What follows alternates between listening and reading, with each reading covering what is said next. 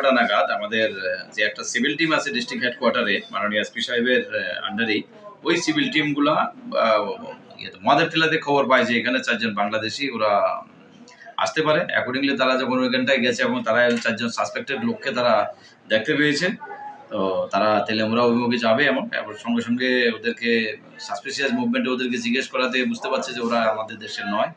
সঙ্গে সঙ্গে আমাদের থানাকে খবর দেয়, আমাদের কোয়াই পুলিশ, ওইখানে থানা পুলিশ এবং অন্যান্য আমাদের অফিসার এবং স্টাফ সেখানটায় গেছে। যাওয়ার পরে 4 জনকে তারা ডিটেইন করে সিভিল পার্টির সঙ্গে, এবং সিভিল পার্টির খবরের ভিত্তিতেই আর কি, যে তারা ডিটেইন করে 4 জনের নাম হচ্ছে আব্দুল বাসিক, তাদের বাড়ি একটা হবিগঞ্জ জেলার, আর বাকি 3 জন হচ্ছে মৌলভীবাজারে, যাদের নাম হচ্ছে খালাল মিয়া, খেলাল মিয়া, আর হচ্ছে সমল মিয়া, আর হলো আব্দুল মিয়া। সবার বাড়ি মৌলভীবাজার, বাংলাদেশ।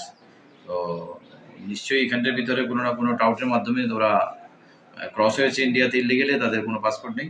এই রিগার্ডে আমরা একটা সুমোটো কমপ্লেন নিচ্ছি, এবং এর পিছনে যদি কোনো টাউটও ইনভলভ থাকে আমরা ইনভেস্টিগেশনে আসবে এবং ওদেরকে কোর্টে আমরা সুপারিশ করব।